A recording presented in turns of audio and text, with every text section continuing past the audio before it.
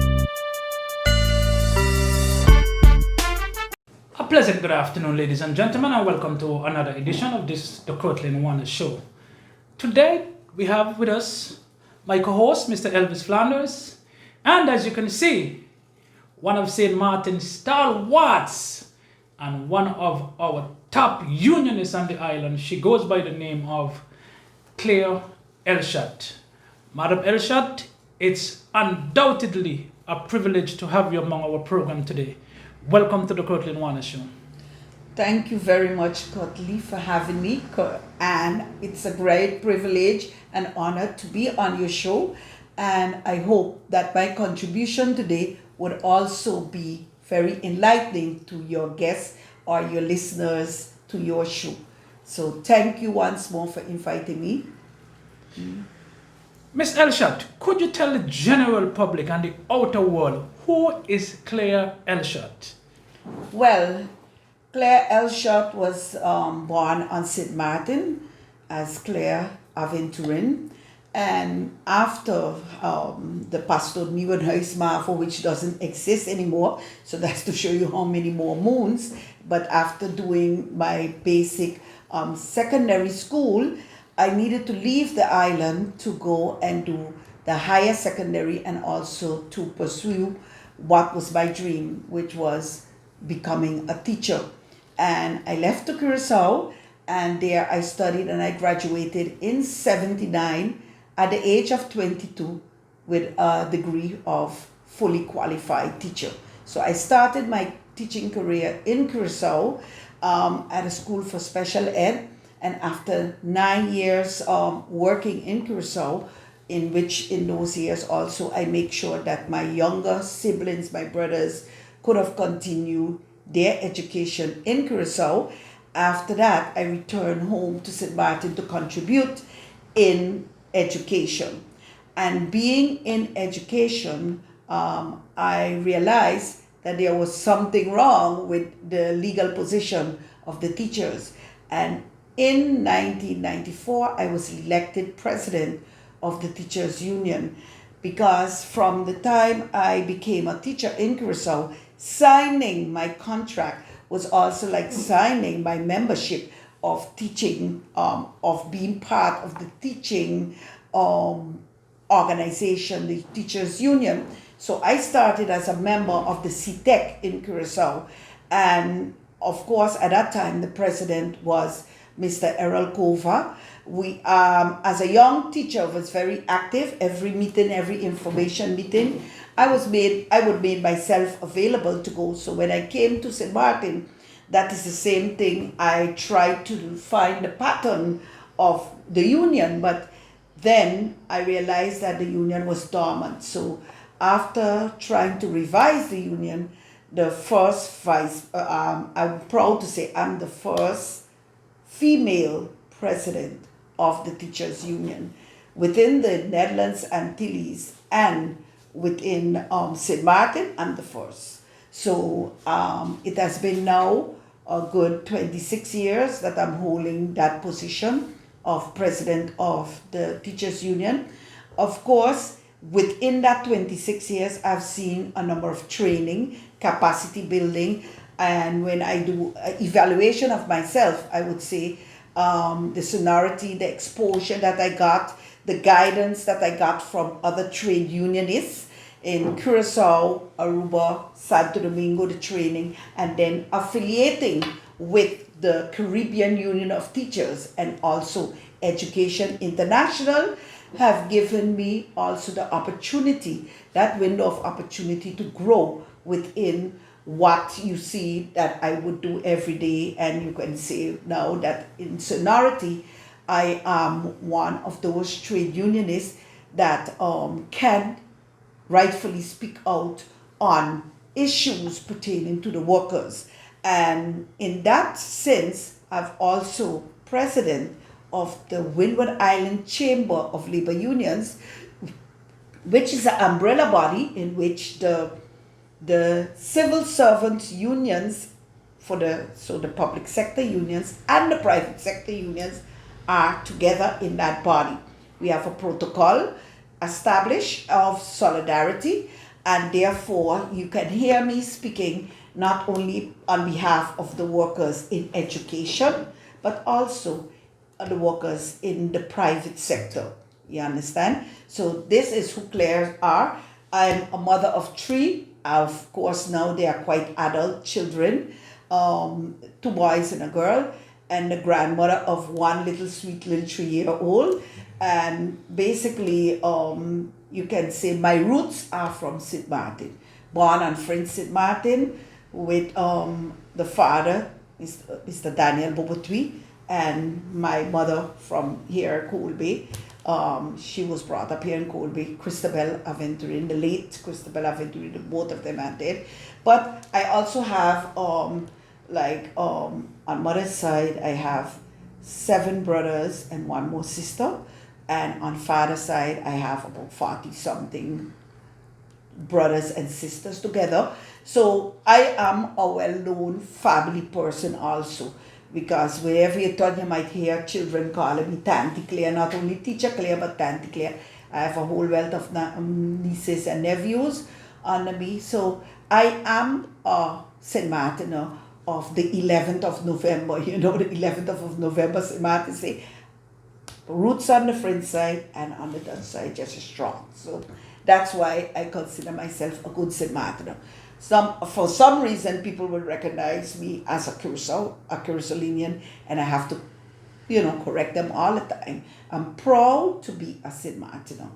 And in that respect, I don't have any other wishes than to see St. Martin continue growing and continue prospering, because it should not be alone that our economy is, how you would say right now, picking up. But I feel, and I strongly feel, that the workers in the economy, the workers in the businesses that make the businesses a successful venture, that they should be able to get a more bigger, a larger portion of the pie in to enable them to take care of themselves and their family. And that's why, of course, you would hear me all the time talking about equality, equality, and also living wage, living pensions, etc.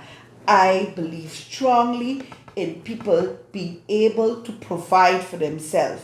There was always a popular phrase that would say, you teach a man to fish, and not versus giving him a fish every day. So I strongly believe in that. And my heart and soul is rooted in education.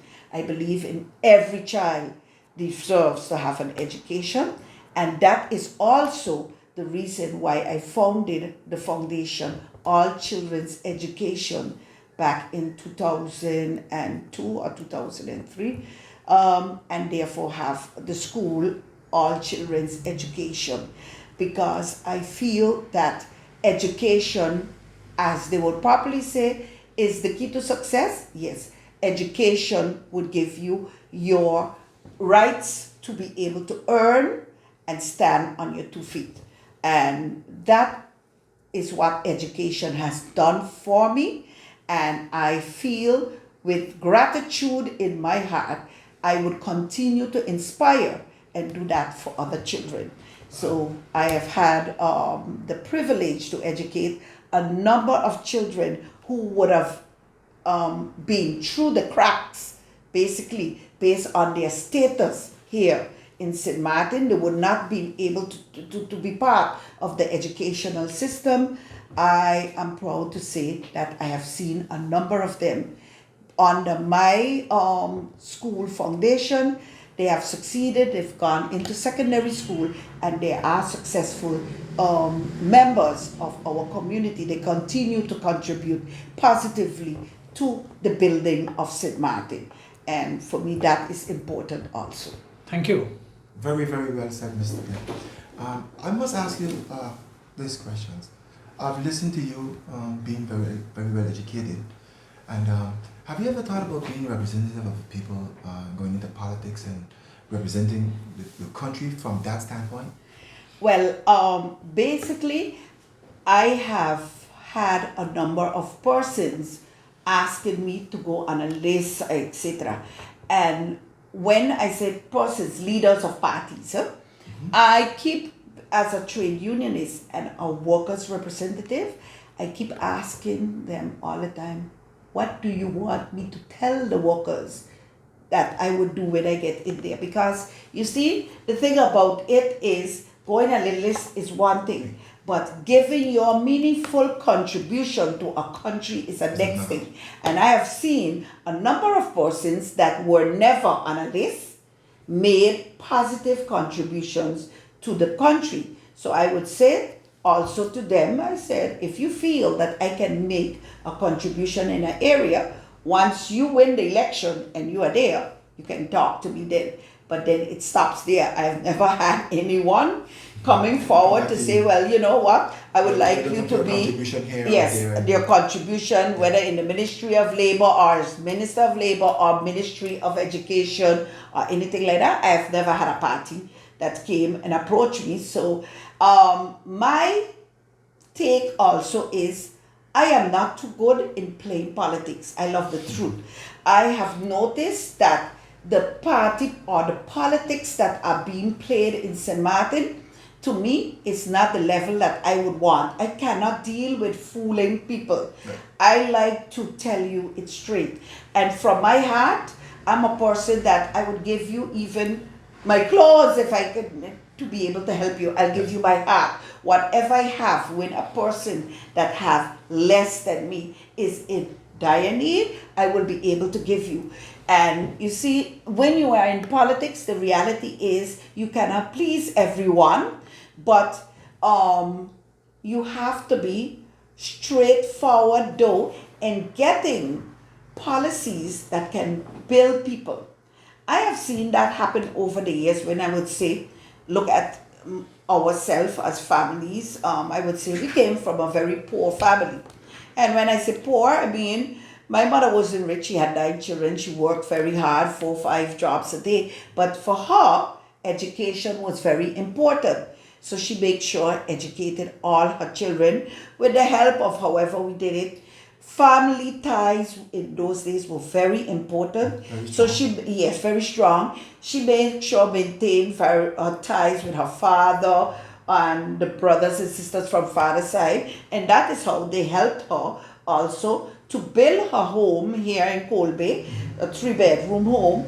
And basically that we also knew our grandfather and things like that. Today, it is sad though to see, from my experience growing up, to see how the children are growing up today in St. Martin. Okay. So when you bring it back into politics, for example, I feel that a lot of people depend on government for everything and they blame government for everything. When I see how my mother worked and she developed herself, developed her children, and we ourselves are independent as, citizens, we don't depend. And I know that there will be a fraction in our community of people that the government have to help socially, but I feel still that in my role as a politician, I would not want no one to abuse of me with their needs, nor would I would like to provide opportunities for people to be able to build themselves, because everybody that, apart from the handicaps, we are talking, that's a different stream. Mm-hmm. And my heart goes very much out to them. That's why I became, in 1984, after graduating as a normal teacher in 79, I continued to study special ed. So in 84, I graduated as a qualified special ed teacher. So there are a number of things that are lacking for people that cannot help themselves, whether it's intellectually or manually, the handicaps. But for people that are normal citizens, I feel we should provide opportunities for them, for they themselves to develop themselves according to their pace. So therefore, it is like a job. We need to have constantly job creation in St. Martin, that young people can be able to get themselves a job and have those opportunities. Yes, and it's not only about thinking when you get a job to think the first thing is a car. Yes. We have, and I know we have a lot of young people in my days, from my age bracket, that when they started to work, they used the opportunity to build themselves a house. Today, it might look like a palace for somebody from the Dutch entity that don't know, but they did it in stages, a piece today, jollification, 2 years from now, a next piece, around the next room until then go upstairs until they finish the house. The point with saying that of the culture, what I'm trying to say is too many persons don't have that opportunity. Our children then wouldn't have that opportunity because where would they be able to buy a piece of land? To begin with. Yes, at the prices that it's going on the market. Yeah.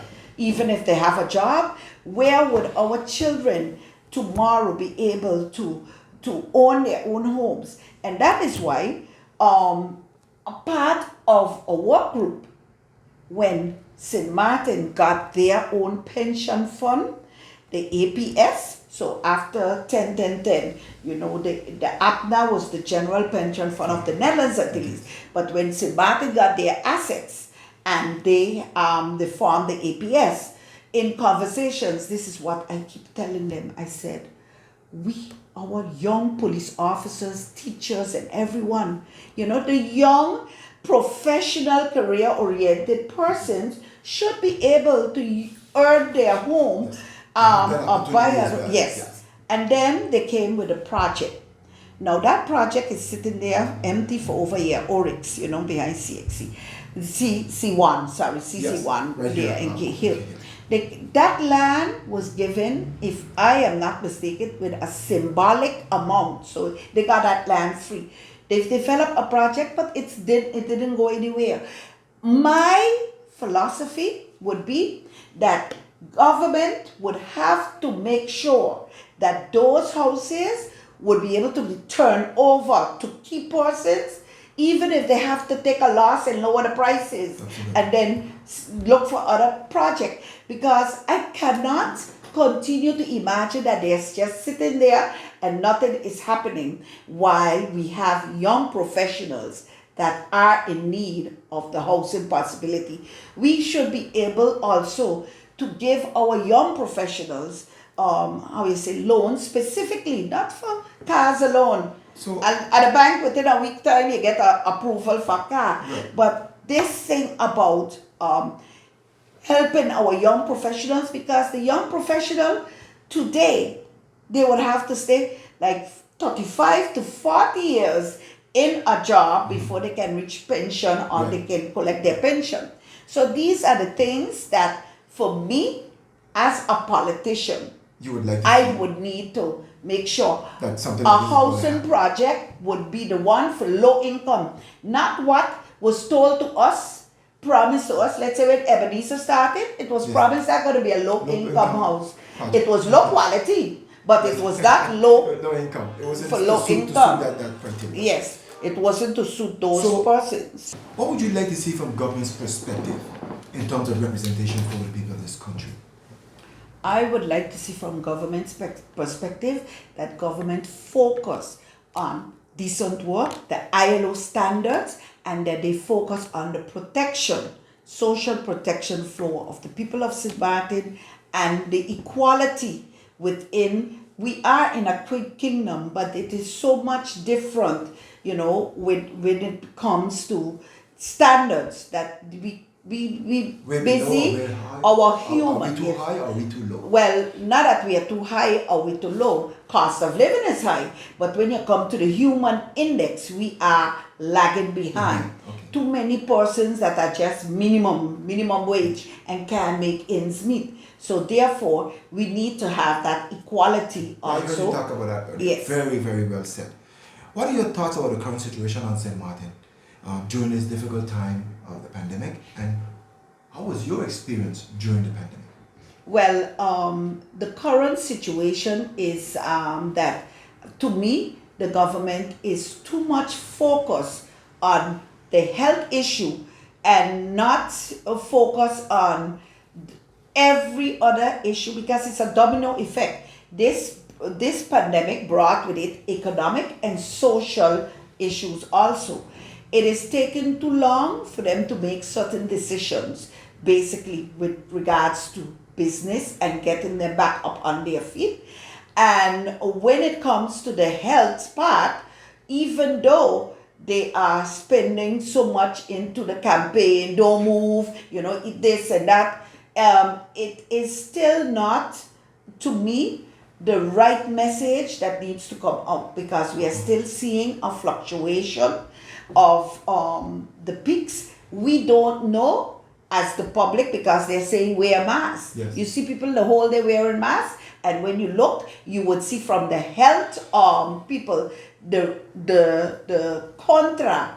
They will tell you why having a mask the whole day on is not healthy for your own body. It can take a toll on your own body. So basically, there are a lot of questions with the people. My experience is that, of course, it put me more to focus. During the lockdown, you had to be very creative because it was boring and depressing, and we did not see a support for a number of people with mental health issues to be able to pass them. They didn't get tips of things that they can do to be able to pass that, to stay on a level. Okay, we try in our little circle where we were locked down to do some domino games, etc., some games. But at a given moment, I feel even with the reopening of schools, there are a number of persons with fears still, even among the teachers. It is like something is lacking in that process, even though they are focusing on stickers, etc., what you have to do with a bus and stickers on the doors of businesses. But it is like something is really lacking. Something is missing. Yes, I cannot put my hands exactly to it, but if you can see, there is a difference. Like going back into the world of work, you have people that are still scared. So to be encouraging them to work from home was one part, but we were not prepared. For example, our infrastructure were not prepared for all of this. Yes, so then you find yourself on the 3G or 4G wave, and then you don't have enough bandwidth. You get technical problems, even giving the children classes on that. The teachers have to put a lot more efforts. No curriculum for online was actually prepared in these levels, because we do have online schooling for certain universities, etc., off of our island. But a lot of things the teachers have to go now and discover themselves, and you are not getting that type of bonding, cohesion, so that, let's say, everybody, before we go back in, let us have this virtual meeting with everybody to expose them on certain things, how to upload. Of course, I can do meetings, but at a given moment, you have meetings where you can put up your pictures, your cards, etc. Your screen could be changed. We need to make sure that everybody is equipped to know and knowledgeable to know how to do that. Even the people that we can afford because of their underlying to work at home, we need to make sure that they too are equipped with everything, so that they can, the knowledge, not only the tools. Exactly. So I feel that for me, that was a whole, type of experience. Right now, I know about Zoom, I know about Go Meetings, and I know about Teams. We never thought it existed before. Yes, but we still have to be very careful, for example, in education, that these people that are suppliers now do not commercialize this aspect too much, and then you find that you in a commercialized situation where it becomes unaffordable to provide quality education to our students. So that is for me, as an educator, the most concern. Teacher, it leaves me to ask you this. We go back to the union side where you're from. Now let me ask you this question. Do you think our labor laws and our labor department are working sufficiently for the people of St. Martin? Let me say something before we go further. About, let's say, more than 50% of the population that are workers are not confident with our labor system, especially when there is an issue when they have to go When it comes to there. representation. Their consideration before going there is not up to standard. Well, I would say that there is a lot of abuse of our labor laws. Plus, we would have to evaluate because there were labor laws within the Netherlands Antilles and coming over from after 10 some of the laws came over, which majority should have come over, and those adjustments to suit our situation should have been made.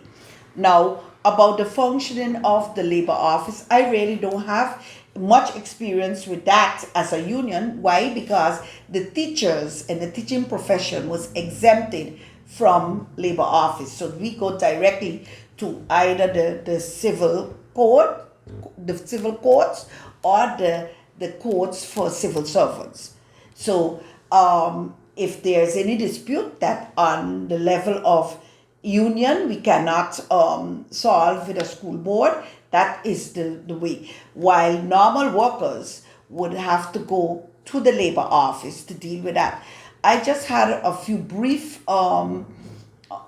experience with that on behalf of some workers. I was able to be in the meeting, and to me, they are satisfactory. But the point is that some employers do not respect, whether they don't understand or they're doing business and believe here is not, they don't have laws, but there is where the problem is, the employers. And now when we have employers, a lot of our workers too, the fear, because if they are represented by a union, they can freely go into the union, carry the problem, and the union will intercede on their behalf. But what is happening in a lot of cases, we have foreign workers that come to the island, and they were strong trade unionists and they know about trade union in their country. But when they come here, because it's not their country, they are afraid. So when you leave fear overpower you, there is where man gets to the point where they abuse your rights. Because even the ILO tells you, even migrant workers have rights. So if you migrate to St. Martin and you're a worker here, you have rights. And these persons, they just hide and they live with the violations or the abuse that is being netted out to them. They continue to live with it. Probably sometimes they complain, but the fact that they're not organizing themselves structurally according to the labor laws too, that is how their defense would be less of a character, of a nature. Because once you are organized as a worker, there's nothing. Because when the hurricane passed, no laws go through the door with a hurricane. When a pandemic like what we are experiencing now passed, no laws go through. No new laws. No new laws. And people just become complacent. They go in, they listen to what, let's say, the boss. Everybody as a businessman want to save a little money. Of course. So if they tell you, well, I'm going to cut your salary, and they can end up giving you 50%, they'll take the 50%, sign to it, but then go out and realize that 50% of their salary can't pay their bills, and then they would talk. But then it would create the impression that our laws are not protective enough. There was a stimulus, a payroll support program, and that was actually with the main goal and focus on employers, please keep your employees. We are going to give you a stimulus, and with that stimulus, 80% of your payroll, you would just have to add 20%. What happened? The workers still are telling you that they only got 50%. So what happened to the other 50%? We have now a number of organized workers that have to go to courts. And Friday gone, there was a court case. It leaves us to ask you a question.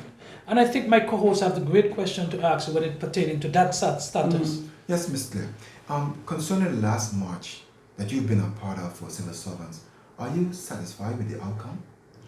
Well, basically, the march was to, we were getting the impression from our government that they don't want to, put any measures on the workers, the civil servants, but for them to get the liquidity support, these were being brought down. These measures were being brought down from the Netherlands. Strange enough, from higher up, the State Secretary of Kingdom Affairs, Dr.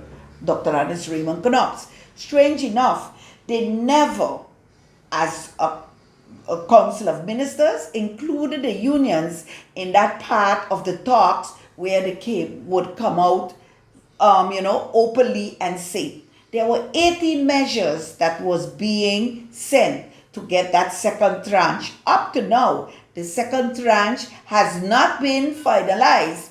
And that's why Holland is not speaking to them about the third tranche. Curacao, we see last week got, and Aruba got through also. Now, for the third tranche, there were 49 additional measures. So the 18 and 49, that's 67 measures. They are measures that has to do with business, workers in the private sector, and workers in the public sector. To me, the government should have had a tripartite sit down several times to come up and to tell the truth. To keep cutting, pacing, only giving a few lines and coming. And that is why at a given moment, we that did our homework and got the information, we organized a march, because a march of that nature, it's going to go viral all over. So it can send a message also. Right. Because in St. Martin, the workers, they are not in a position like the kingdom part of the Netherlands. They are not in a position like the best islands. Mm-hmm. And we noticed that there were no measures for Holland, for the Netherlands itself, the workers there. There were no measures for Bonaire, Saba, and Station. Everybody just got what they needed to get for their... Yes. So even if it is a loan that you are given to St. Martin, we feel that these measures were too stringent. Yes, too stringent on the workers, and then using it as solidarity for our brothers. Yeah. You know that we, as one people, we support our brothers and sisters in a lot of things, but to have it imposed on us like that, that is the part that why triggered the march. And I feel that the march was successful because we had other elements that came out of it. It leads me to ask you this. What is your thoughts when it comes towards the Dutch?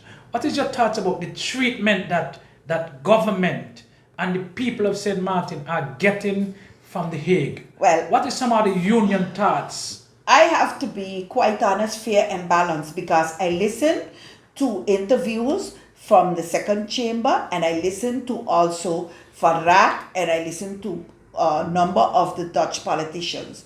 What they are saying is that they want to help the people of St. Martin, but the point that they are saying is that they do not want the money to go into the wrong hands.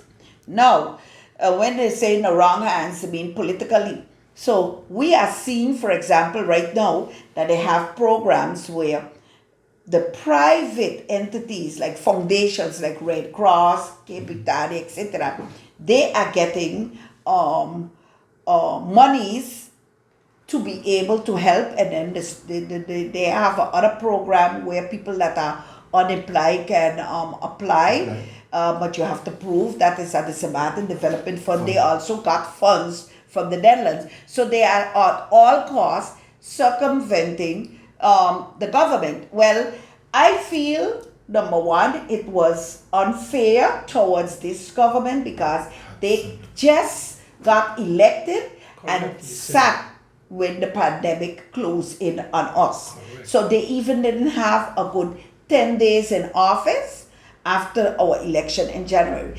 But it is also an indicator to show the politicians for the future that they should pull up their socks, because seemingly they have a number of issues that Holland is relating to the political field of St. Martin in saying that they are corrupt, and issues with, all different type of things. But when it comes to the people, I still feel, even though the program of the Red Cross, etc., I feel it is not touching sufficient on the seniors. We have a number of senior citizens in this country that are suffering, and they continue to suffer. To start with the hands of the little pension that they're receiving. Now that they have the program, some of them have not been put as priority, while I feel that they should be priorities, the seniors. And there are a number of organizations that deal with seniors where they can get the information, because we have different levels of seniors. I'm a senior today, but I still have my mobility. There are seniors that don't have a car. There are seniors that are shut in. There are a number of things, and they should analyze and be able to, if Holland really and truly want to help the people, they should put their money where their mouth is. To start with, they should make sure that all seniors have a livable pension. And this thing about, where you was at age 15, and then they build it up from there, and some people end up with a pension of less than 700 guilders that you even can't pay.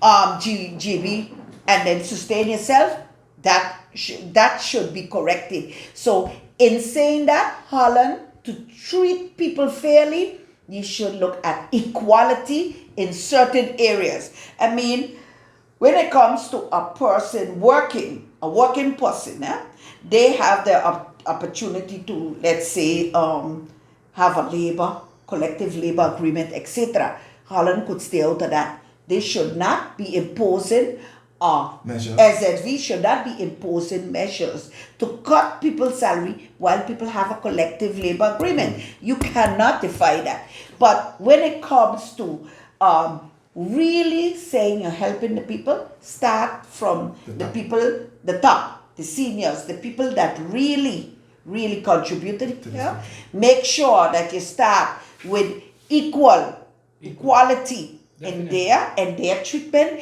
and then you continue going down.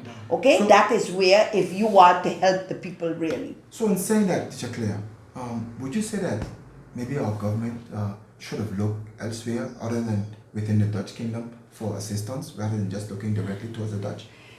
What happened is, they know, and that question I can tell you, we know that with the way after 10 we can't look nowhere else, because we don't have any. Our hands are tied. Yes, we don't have any alliance with the CARICOM countries. We cannot lend anywhere else, not even locally, without the permission of the Dutch. And that's why the minister, when he floated his bond, the bond issue, they had to take down, that balloon. It couldn't continue to float because it is the permission of the Dutch. They are under CFT supervision. To me, CFT have too much to say too, because we have an elected government. They have too much to say. They should, because if the years that we are under CFT, and we can still end up in this situation in a country that's bankrupt, in the years that we weren't under CFT, I was told by senior government officials that we had CDs, certain places in the banks. I mean, they end up breaking the CDs, but we had CDs, we had our own reserves. We are in this situation today because, according to my understanding, the way that government is doing with their revenues, to be able to get revenue generating measures, that is lacking. Instead of everything, you got somebody who come to St. Martin and they want to keep a festival. Its government have to give them a certain part.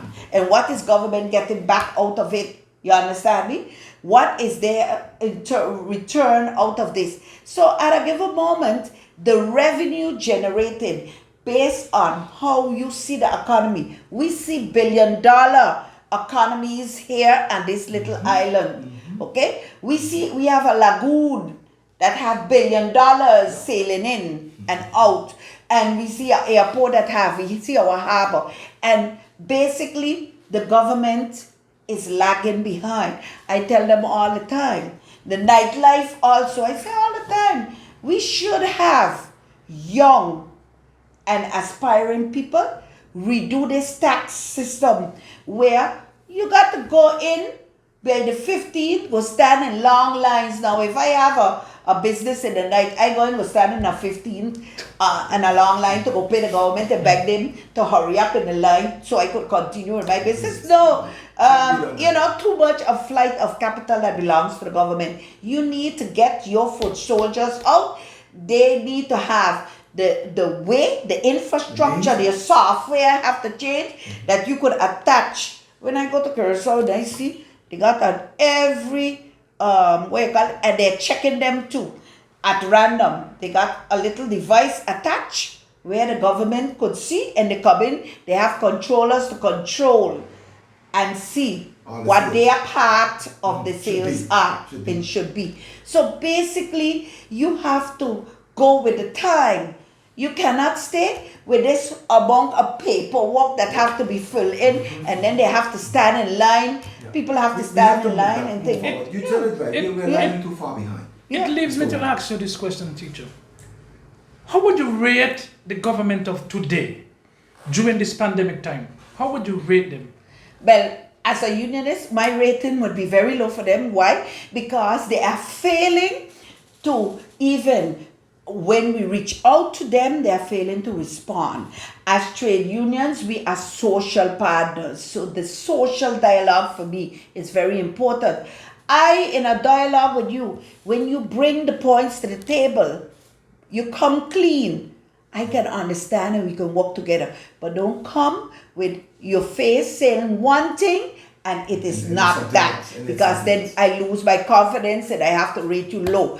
Come and speak to me as a social partner. Let us have a sit down and let us come together. Two brains is better sometimes than just one. Let us come together and look at the solutions to move forward, because I too have a vested interest in this country. I don't have nowhere to go from here. Would you blame the government of today for the current financial position that we are having currently? No. I mean, my take is this.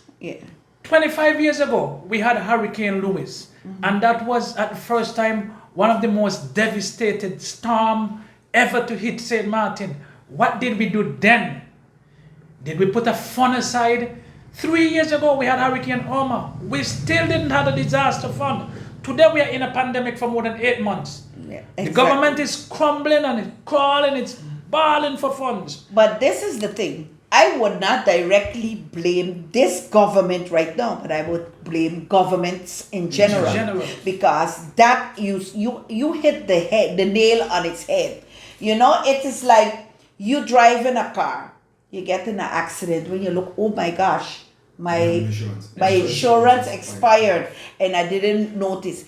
It behooves you now, you learn a lesson. Definitely. Because you would be every Monday morning, you get up, you're looking to see, because most insurances last for a year, you'll be make sure looking at your deadline so that when it's close by, you don't have it printed in your head. It's for the same thing. It's the same thing. And you see, a lot of businesses learn. Because with Louis, some of them was caught with their pants down and they didn't have business interruption insurance. But the insurances also developed that. How come government doesn't have something like that? Okay? That's the schools, look at the schools. The schools have now the infrastructure so damaged. Nobody can come out and tell you which school was insured and how they was insured. It sounds as if they were insured in one pool, one confusion when it comes to that, and splitting the money for the insurance between the private schools and the public schools. And up to now, 3 years later, we have schools that are not repaired. Let me ask you the final question. Now, as we touch on school, as the representative for teachers on this island, we know there are so many schools still damaged today. What are your thoughts on government getting back? I mean, there is a fund, there was 550 million euros available for St. Martin and schools was one of the number ones on the list to be repaired. And today we are hearing that there is only some probably 4 or 5 schools being repaired, while we know we had some 14 schools to be repaired. I mean, what is your thought from the union perspective? I'm glad that you say 5 point something million available. But there is again where they lack the knowledge of how to extract those funds to be. The governments have failed terribly because it is in the form of projects. When you hear every minister that goes in and sit down give you the nice story that, oh yes, we had a bid-in. But when you look for the follow-up, you had a bid-in. You had a company that was allotted. Then you're hearing, for example, at the MLK, Martin Luther King Jr. School, they had to take the contractor to courts. All of these delayed tactics that comes in is not good for the process. And then what is happening, there is where if you have a project to give to someone, you understand, a bidding project and somebody won the bidding project and the work is not delivered, there is where you get all these then accusation of corruption, etc., etc. Because 3 years down the line, it should have been already analyzed and fixed up. We had school boards telling us that they started with money from the insurance, then they had to do this, they had to do that. When it looks, government subsidizes education, but it looks as if within these projects, the school boards get the better, how you would say, the better catch of the monies, because guess what? They can, with whatever means they have of accountability, they can present their figures and their accountability to be able to extract that. This is what is needed when you have projects too, the accountability. Mr. Claire, do you think St. Martin is ready for independence? For independence in what way? You mean political independence? Definitely. Or Definitely. Being able to go self-reliant eventually, I mean, go on our own and Political take independence business. is what we speak. because to me, independence is a state of a state of mind. And a lot of times when we heard in the past issues brought about in independence, people one time start to think on their Dutch passport and losing the Dutch passport as if the Dutch passport is of such a Good. but why would you have a Dutch passport and within the Dutch kingdom you are being discriminated? They're not treated equal. So when it comes to independence, we have to be straightforward of what we are selling to the people. For example, the other day, I saw a number of persons posted on Facebook, Dominica, 43 years of independence. What does it say to me? If Dominica have 43 years of independence and a person from Dominica is in St. Martin all those years, how we would say, celebrating it from on the outside, then Yeah. How good is it? how good is it? You know, so I am not that well balanced yet in my thought about the independence issue, but it leaves you to really wonder. And when you see, for example, other people that potentially that are independent and they're doing good. We don't see so many people, for example, Trinidad is doing good to me, but they are big and they have resources, natural resources. So it is when you're taking the step of going independence, it means then politically, you would want to get away from the Dutch, but you have to be strong in building alliances that can help you up in that relationship. But just saying one thing and not being able to build that type of structure that can give you the form, yes. Because when you look at it, to me, economically, we are in a position, geographically, we are in a very good position. As St. Martin. We are very small, but we are in a good position. But we should be able first, before thinking on that, to use and maximize that strength Our options, yes. and in building ourselves and our foundation, and then for us to be able to continue to look at Towards our independence. different options. Yes. Very, very. Ladies and gentlemen, there we have it. Teacher Clear, we, the Curtlyn Warner Show, would like to thank you very much for taking time out of your busy schedule to be with us, and we look forward for part 2 of this program when we can educate the people of St. Martin and the wider part of the world when it comes to the situation pertaining to teachers and union and St. Martin. Once again, thank you for being with us, and we look forward for phase 2. Thank you also for having me. Thank you very much.